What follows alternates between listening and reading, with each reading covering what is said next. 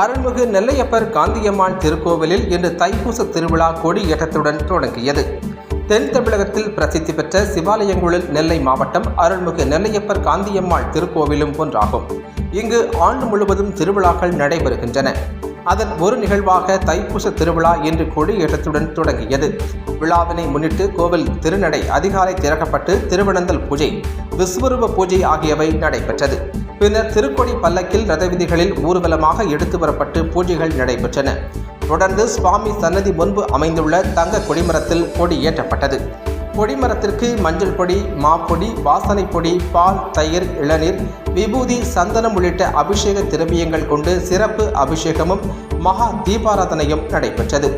12 நாட்கள் நடைபெறும் திருவிழாவின் முக்கிய நிகழ்வான திருநெல்வேலி என மாவட்டத்திற்கு பெயர் வர காரணமான நெல்லுக்கு வெளியிட்ட திருவிளையாடல் வைபவம் வரும் 26ஆம் தேதி நடைபெறுகின்றது.